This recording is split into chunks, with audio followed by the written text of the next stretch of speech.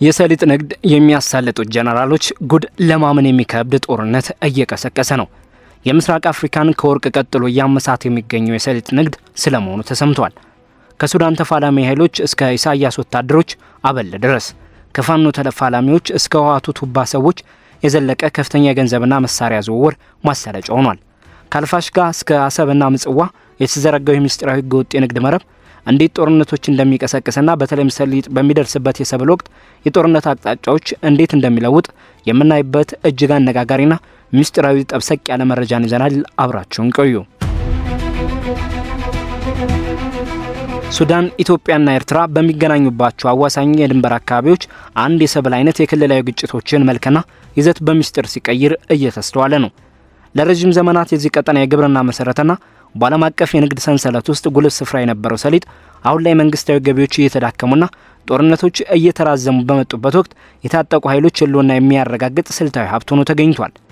በአንድ ወቅት በአልፋሽጋ ለምና ምርታማ በሆነው የጥቁር የጥጥ መሬት እንዲሁም በሰፊው ወልቃይት ሁመራ ሜዳማ አካባቢዎች በሚካሄድ ተራ የግብርና እንቅስቃሴ የነበረው ተግባር ዛሬ ላይ ለበርካታ ተፋላሚ ወገኖች ድንበር ተሻጋሪ የኢኮኖሚ ሞተር ሆኖ እያገለገለ ይገኛል። የምርት ሂደቱን፣ ዝግጅቱን፣ ትራንስፖርቱን፣ ኤክስፖርቱን መቆጣጠር ለጦር መሳሪያ ግዢ፣ ለደሞዝ ክፍያ፣ ለሎጂስቲክስና ለፖለቲካዊ የጥቅም ትስስር መረቦች የሚል ከፍተኛ የገንዘብ ፍሰት ያስገኛል። የተለዋዋጭ ሁኔታ በንግድ ፍሰትና በወታደራዊ አስተላለፍ ላይ ከታዩ ለውጦች መረዳት የሚቻል ሲሆን በአሁኑ ጊዜ ደግሞ ይበልጥ ተባብሶ ቀጥሏል። የሱዳን እርስ በርስ ጦርነት ወደ 3ኛ ዓመቱ እየተሸጋገረ ባለበትና ኢትዮጵያም በውስጣዊ ቀውሶችና ከኤርትራ ጋር በገጠማት አዲስ ውጥረት ውስጥ ባለችበት በዚህ ወቅት የሰሊጥ መተላለፊያ ኮሪደር ለሰፊው ቀጠናዊ ፍጥጫ እንደ ወሳኝ ማገናኛ ሆኗል። ከውስጥ እርሻዎች እስከ ቀይ ባህር ወደቦች በተለይም እስከ ኤርትራው አሰብ የሚዘረጋው መስመር የሸቀጥ ኢኮኖሚ ከወታደራዊ ስትራቴጂ ጋር እንዴት እንደተቆራኘ በዝርዝር እናያለን። በዚህ ምክንያት ምርት የሚሰበሰብበት ወቅት ወታደራዊ ዘመቻ የቀን መቁጠሪያ ሆኗል። የድንበር ግጭቶችም የሀብት ወረራ መልክ ይዘዋል። የውዝግቡ መልክዓ ምድራዊ ገጽታ በአጥባራ ወንዝ የሚገኘውና በግምት 260 ስኩዌር ኪሎ ሜትር ስፋት ያለው የአልፋሽጋ የድንበር ትሪያንግል በሱዳን ገዳሪፍ ግዛት በኢትዮጵያ አማራ ክልልና በቀድሞ የትግራይ ክልል አዋሳኝ ቦታዎች ላይ ይገኛል። በቅኝ ግዛት ዘመን የተሰመሩና በመሬት ላይ በግልጽ ያልታዩ ድንበሮች አካባቢውን ለህጋዊ አሻሚነት ዳርገውታል። የሱዳን ባለስልጣናት የ1902ና የ1907 ስምምነቶችን መሰረት በማድረግ አካባቢው የሉዓላዊ ግዛታቸው እንደሆነ ሲገልጹ ቢቆዩም አብዛኛው ከአማራ ማህበረሰብ የተውጣጡ ኢትዮጵያውያን ገበሬዎች ግን ለ10 ዓመታት በመደበኛ ባልሆነ ስምምነት መሬቱን ሲያርሱ ቆይተዋል። በ2008 በወቅቱ ፕሬዝዳንት ኡመር አልበሽር እና ጠቅላይ ሚኒስትር መለስ ዜናዊ መካከል የተደረገው መግባባት መደበኛውን የድንበር ማካለል ሂደት ለወደፊት በማቆየት ድንበር ተሻጋሪ እርሻ ስራዎችን እንዲቀጥሉ ፈቅዶ ነበር። በሰሜን ምዕራብ ኢትዮጵያ የሚገኘውና ታሪካዊ የወልቃይት ሁመራ ዞን በትግራይ አስተዳደር ስር የነበረ ቢሆንም በአማራ ወገን የአባቶቻችን ርስት ነው በሚል የሚጠየቅበት ነው። የዚህ የሰሊጥ ቀበቶ የኢትዮጵያ ክንፍ ሆኖ ያገለግላል። እነዚህ ዝቅተኛ ቦታዎች በዘይት መጠናቸው በቀለማቸውና በጣዕማቸው የሚመረጡትንና በዓለም አቀፍ ገበያ ከፍተኛ ዋጋ የሚያስገኙትን ነጭ ሰሊጥ በማምረት ይታወቃሉ። በአንድነት ሲታዩ እነዚህ ቀጠናዎች ለኢትዮጵያ ለሱዳን የሰሊጥ ምርት ከፍተኛውን ድርሻ የሚይዙ ሲሆን ሁለቱንም ሀገራት ላለፉት 10 ዓመታት በዓለም አቀፍ ደረጃ ግንባር ቀደም አምራችና ላኪ እንዲሆኑ አስችለዋል። ወታደራዊ እንቅስቃሴዎችና የንጹህ ዜጎች መፈናቀሎች የአካባቢው ሰብአዊ ገጽታ ደጋግመው ቀይረውታል። በትግራይ ጦርነት ወቅት የሱዳን የታጠቁ ኃይሎች ወደ አልፋሽጋ ዘልቀው ገብተዋል። አወዛጋቢ በሆኑ ግዛት ውስጥ ከ90 በመቶ በላይ የሚሆነው ቦታ በመቆጣጠር ምሽጎችን የገነቡ ሲሆን በሺዎች የሚቆጠሩ ኢትዮጵያውያን ገበሬዎችን አፈናቅለዋል። ከሱዳን ጦር ጋር ግንኙነት ያላቸው አካላት በቀጥታ በግብርና ስራው ላይ መሰማራት የጀመሩ ሲሆን የሰሊጥ ምርቱንም ከኢትዮጵያ ገበያ አቅጣጫ በማስለወጥ በጦሩ ተጽዕኖ ስር ወደሚገኙት እንደ ፖርት ሱዳን ባሉ መስመሮች እንዲፈሳ አድርገዋል። በኢትዮጵያ በኩል የአማራ ክልል ኃይሎችና የፋኖ ታጣቂዎችን ጨምሮ ተያያዥ ሚሊሻዎች በትግራይ ግጭት መጀመሪያ አካባቢ ወልቃይትን ተቆጣጥረዋል። ይህ እርምጃ ከፍተኛ ቁጥር ያላቸውን የትግራይ ተወላጆች ያፈናቀለ ሲሆን የኢኮኖሚ በላይነቱን ከትግራይ የንግድ መረበቦች ወደ አማራ አካላት አዘዋውሯል። ግዛቱ በአማራ ክልል አስተዳደር ስር የወልቃይት ጠገዴ ሰቲት ሁመራ ዞን ተብሎ በአዲስ መልክ የተዋቀረ ሲሆን የአደረጃጀት በፕሪቶሪያ የሰላም ስምምነት መሰረት እስካሁን አወዛጋቢነቱ እንደቀጠለ ይገኛል። ሰሊጥ እንደ ስልታዊ የንግድ ሸቀጥ። የሰሊጥ ወደ ግጭት መሳሪያነት መለወጥ የመነጨው ከኢኮኖሚያዊ ጠቀሜታውና ከሎጂስቲክስ ባህሪው ነው። የኢትዮጵያ የሰሊጥ ወጪ ንግድ ገቢ በትግራይ ጦርነቱ ዋዜማ በአመት ከ300 ሚሊዮን ዶላር በላይ የነበረ ሲሆን ከፍተኛው ገቢ ደግሞ ከ366 ሚሊዮን ዶላር በላይ ደርሶ ነበር። ሱዳንም ከነዳጅ ነፃ በሆኑ የግብርና ዘርና ውስጥ ከ2011 እስከ 2021 ባለው ጊዜ ውስጥ ከውጭ ንግድ ገቢዋ 30 በመቶ የሚሆነውን የምታገኘው ከሰሊጥ ነበር። የድንበር አካባቢዎች ምርት በዘመናዊ ሜካናይዜሽንና በትንንሽ ገበሬዎች የሚመረት ሲሆን በወቅታዊ የሰው ኃይል ፍሰት በተዘረጉ የነጋዴ መረቦች ለድንበር ተሻጋሪ መስመሮች ባለው ቅርበት የተነሳ ትልቅ ትርፍ ያስገኛል። እንደ ማሽላ ካሉ ምርቶች በተቃራኒ ሰሊጥ አነስተኛ መጠን ኖሮት ከፍተኛ ዋጋ የሚያስገኝ በመሆኑ በቀላሉ ወደ ገንዘብ ለመለወጥ ያመቻል። መደበኛ ባልሆኑ መንገዶች ለማጓጓዝም ምቹ ነው። የጭነት መኪናዎች መደበኛ የፍተሻ ጣቢያዎችን በማለፍ በኮንትሮባንድ መስመሮች ምርቱን በቀላሉ ማንቀሳቀስ ይችላሉ። በጦርነት አውድ ውስጥ ይህ ወደ ገንዘብ የመለወጥ አቅም ወሳኝ ሚና ይጫወታል። ከምርቱ የሚገኘው ገቢ ከነዳጅ ግዢና ከድሮን ባለቤትነት ጀምሮ እስከ ሚሊሻዎች አበልና ለባለስልጣናት የጥቅም ማቆያነት ይውላል። ዘርፉን ያጠኑ ተመራማሪዎች እንደገለጹት በአካባቢ ያለው አለመረጋጋት ከመሬት ክፍፍልና ከሰራተኛ ቅጥር ጀምሮ እስከ መጋዘን ክምችት፣ የትራንስፖርት ፈቃድና የኤክስፖርት ፈቃድ አሰጣጥ ድረስ ያለውን አጠቃላይ የእሴት ሰንሰለት የደህንነትና የወታደራዊ ቁጥጥር ጉዳይ እንዲሆን አድርጎታል። የቁጥጥር ስልቶቹም ዘርፈ ብዙ ናቸው። የታጠቁ ኃይሎች በፍተሻ ጣቢያዎች ላይ ጥበቃ ክፍያዎችን ይጭናሉ፣ የጭነት ተሳቢዎችን አቅጣጫ ያስቀይራሉ፣ ወይም ምርት በሚሰበሰብበት ወቅት መጋዘኖችን ይወራሉ።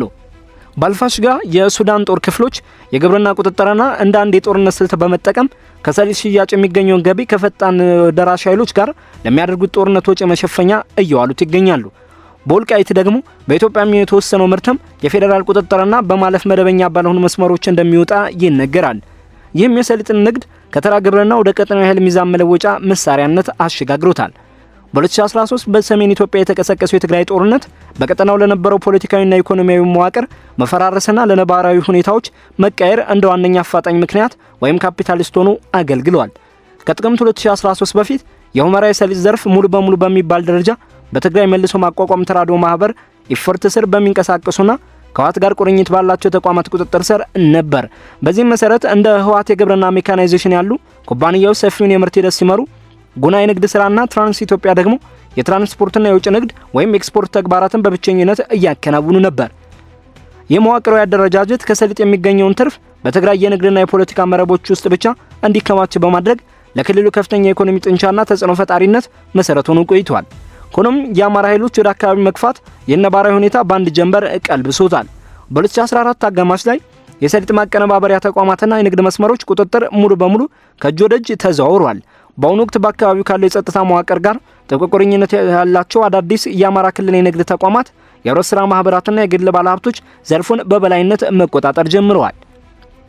በተመሳሳይ ሁኔታ በአልፋሽጋ በኩል የሱዳን ጦር ኃይሎች በአካባቢው ይኖሩና ያርሱ የነበሩ የአማራ ገበሬዎችን በማስወጣት የካርቱምን ይዞታ አጽንተዋል። ይህም የአካባቢውን ከምስራቅ ሱዳን የጦርነት ኢኮኖሚ ጋር በቀጥታ እንዲቆራኝ አድርጎታል። እነዚህ ለውጦች መልክዓ ምድራዊ ይዘት ብቻ ያላቸው ሲሆን የኢኮኖሚ ኃይል ስርጭትንም ጭምር እየቀየሩ ናቸው። ይህም ጥቅማቸው በአካባቢው ወታደራዊ ቁጥጥር ስር የተቆራኘ አዳዲስ ባለድርሻ አካላትን ፈጥሯል።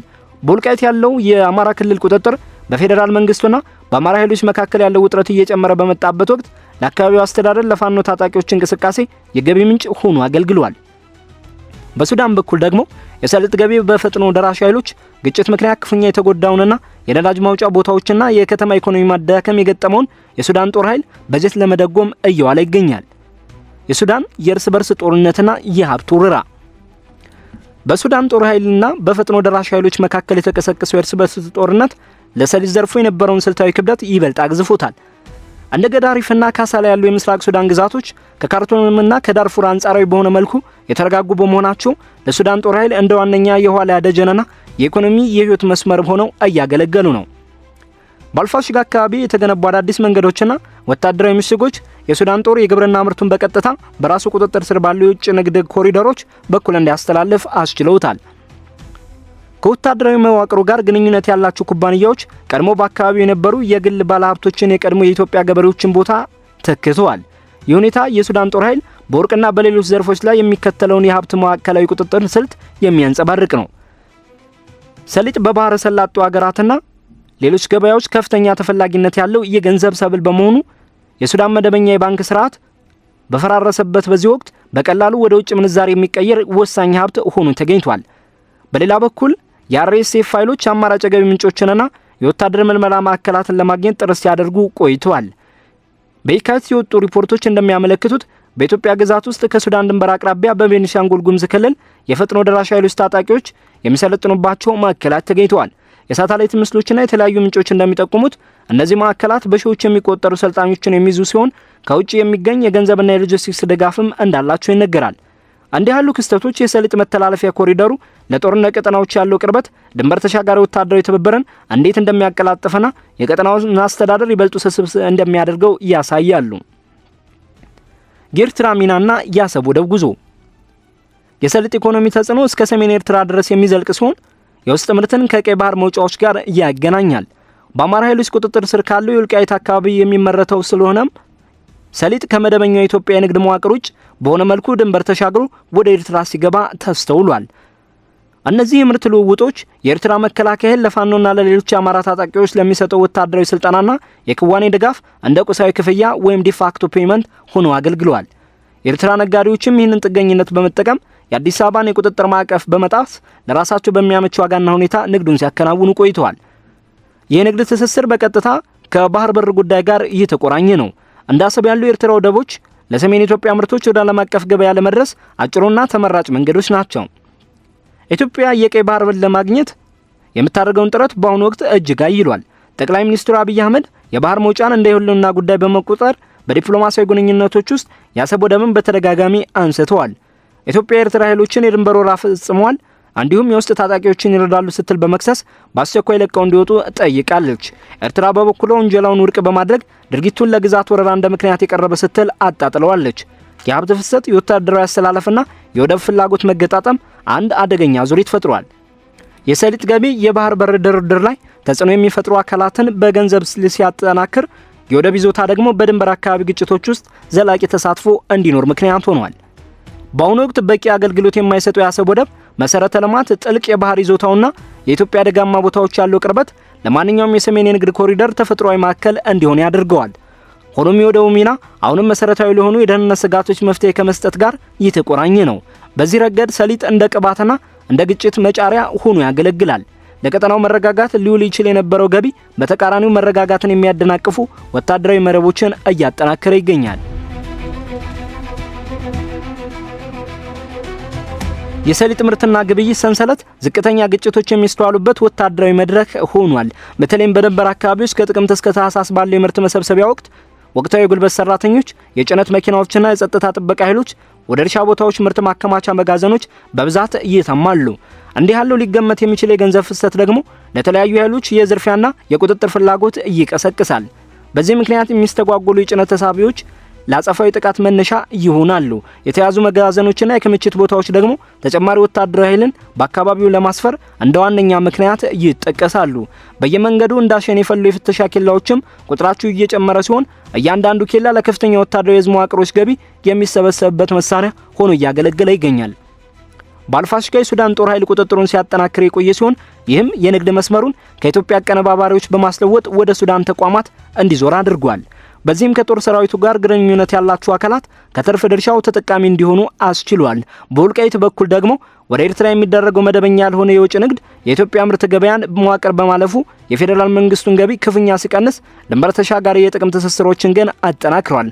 በአካባቢው ደላሎች ለገበሬዎች ብድር በመስጠት ምርታቸውን አስቀድመው እንዲሸጡ ውል ውስጥ ይከቷቸዋል። ይህም ገበሬውን የታጠቁ ኃይሎችን ፍላጎት ከሚያሟላ የዕዳ ጥገኝነት ውስጥ እንዲዘፈቅ ያድርገዋል። ከዚህም ባለፈ የውጭ ረዳቶች በዚህ ስሌት ውስጥ ገብተዋል። የተባበሩት አረብ ኤሚሬቶች በክልል ወታደራዊ እንቅስቃሴዎች ላይ በተለይም ለስልጠና መሰረተ ልማቶች ድጋፍ እንደምታደርግ የሚገልጹ ሪፖርቶች በአፍሪካ ቀንድ ያለውን ሰፊ የጂኦፖለቲካዊ ፍላጎትና ውጥረት እያሳያሉ። የባህር ሰላጤው ሀገራት በቀይ ባህር ወሳኝ መተላለፊያዎችና በሀብት ፍሰት ላይ የበላይነትን ይሻሉ። የእነሱ በቀጥታም ይሁን በተዘዋዋሪ ጣልቃ መግባት ለአካባቢው ተፋላሚዎች የውጊያውን ትርጉምና ዋጋ ከፍ አድርጎታል። የሰሊጥ መተላለፊያ ኮሪደሩ በበርካታ የፖለቲካና የጸጥታ ስንጥቆች መገናኛ ላይ ይገኛል። የሱዳን የእርስ በርስ ጦርነት እስካሁን ምንም አይነት መፍትሄ ያላገኘ ሲሆን የሱዳን ጦር ኃይል በምስራቃዊ የሀብት ገቢ ላይ ያለው ጥገኝነት ወደፊትም እየጨመረ እንደሚሄድ ይገመታል። የኢትዮጵያ ፌዴራል መንግስት በአማራና በኦሮሚያ ክልሎች ካሉ ወቅታዊ ጫናዎች በተጨማሪ ከወልቃይት ጋር በተያያዘ የትግራይ ወገን እስካሁን ያልተፈቱ ቅሬታዎች ተጋርጠውበታል። የኤርትራ አቋም የራሷን የምትከላከል መስላ ብትቀመጥም የሚፈጠሩ አጋጣሚዎችን ለራሷ ጥቅም የምታውል መሆኗ ሌላኛው ያለ መረጋጋት ምንጭ ሆኗል። ዋነኛው አደጋ በአንድ ወሳኝና ግዙፍ ጦርነት የሚከሰት ሳይሆን ከግብርና የጊዜ ሰሌዳ ጋር ተያይዞ በሚፈጠር ተደራራቢ ክስተቶች ውስጥ ነው። ምርት በሚሰበሰብበት ወቅት የሚከሰት ድንገተኛ የመጋዘን ቃጠሎ፣ አወዛጋቢ የፍተሻ ጣቢያ ግጭት ወይም የተያዘ የጭነት ምርት በአጭር ጊዜ ውስጥ ወደ ሰፊ ወታደራዊ ንቅናቄ ሊያመራ ይችላል። የቀጠናው የታጠቁ ኃይሎች ተለዋዋጭ ሁኔታዎችን የመላመድ ከፍተኛ ብቃት አሳይተዋል። ርዕዮተ ዓለም ሲደበዝዝና መደበኛ የመንግስት ገቢ ሲጠፋ ተራ የሚመስሉ የግብርና ምርቶች ክፍተቱን ይሞላሉ። ሰሊጥ ባለው ተፈጥሯዊ ባህሪ ለዚህ ሚና በሚገርም ሁኔታ ተስማሚ ሆኗል። በብዛት የሚመረት ወደ ውጭ የሚላክ የቀጠናው የታጠቁ ኃይሎች ተለዋዋጭ ሁኔታዎችን የሚላመዱበት በመሆኑም ዘመናዊ መደበኛ ያልሆነ ጦርነት ለማካሄድ ወደሚረዳው ጠንካራ የውጭ ምንዛሬነት በቀላሉ የሚቀየር ምርት ነው። ከድንበር ትሪያንግል ጥቁር አፈር እስከ አሰብ ወደብ ድረስ ያለው የዚህ ሰብል ጉዞ በአፍሪካ ቀንድ ያለውን የተደበቀ የግጭት መዋቅር አጉልቶ ያሳያል።